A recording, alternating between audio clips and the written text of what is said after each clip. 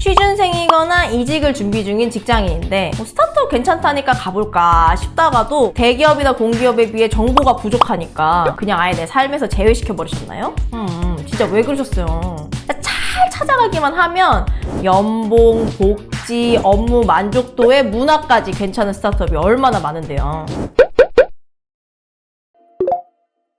딱 5가지면 충분합니다. 이 5가지만 알면 대기업이나 공기업보다 괜찮은 스타트업 여러분도 딱딱 골라가실 수 있어요. 일단 여러분이 뭐 원티드든 슈퍼루키든 뭐 사람인이든 잡코리아든 뭐 아무튼 어딘가에서 한 스타트업의 채용 공고를 발견했다고 해볼게요. 근데 처음 들어보는 회사야. 그러면 이제 하나씩 해나가 보는 거죠.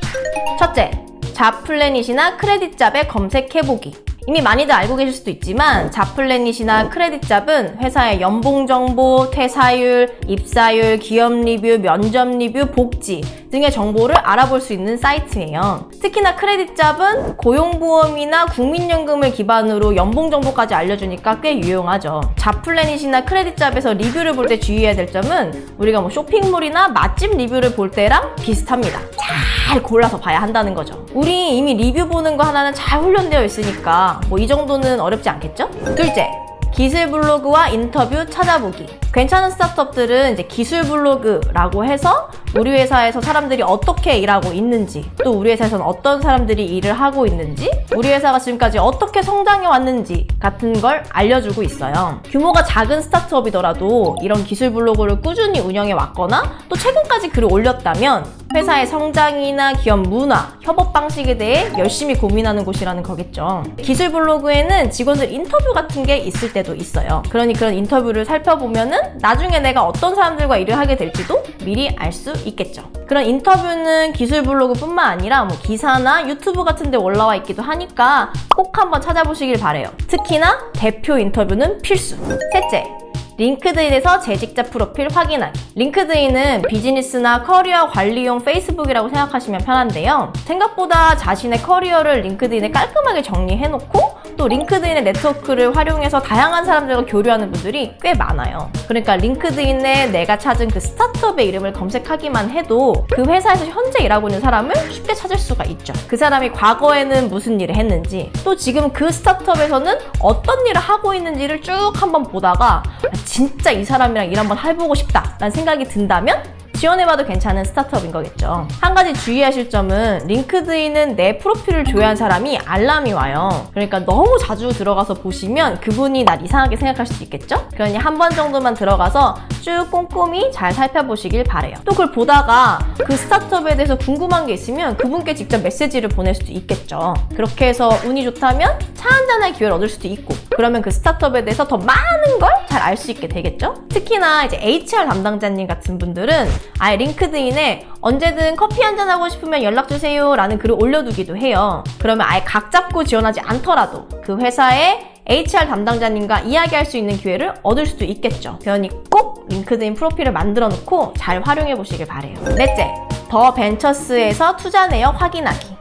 스타트업과 같은 벤처 회사들이 투자받은 내역을 조회할 수 있는 사이트인데요. 회사 이름을 검색하기만 해도 투자를 몇 번 받았는지, 총 받은 투자 금액은 또 얼마인지, 어떤 투자사들로부터 투자를 받았는지 등을 알 수가 있어요. 스타트업은 대부분 수익만으로 회사를 운영하기 어려운 경우가 많아요. 그러니까 다양한 투자사들이 이 회사의 성장 가능성을 보고 이 회사를 운영하는 데 도움이 될 만한 돈을 미리 투자를 하는 거죠. 그러니 투자를 많이 받았다는 건 그만큼 회사의 성장 가능성을 높게 인정받았다는 말이기도 하고, 또 동시에 내 월급을 빼먹지 않고 줄 수 있다 라는 의미이기도 하죠. 그러니 꼭 투자받은 내역은 찾아보는 게 좋아요. 혹시라도 더 벤처스에서 투자 내역이 나오지 않는다면 그냥 구글에 회사 이름이랑 투자라고 검색만 해보셔도 기사 같은 걸 통해서 투자받은 내역을 확인할 수 있으실 거예요. 마지막으로 가장 중요한 5번째, 면접에서 많이 물어보기. 스타트업은 대기업이나 공기업에 비해 절대적으로 정보가 부족한 게 사실이에요. 그렇기 때문에 면접이 아주 중요한 거랍니다.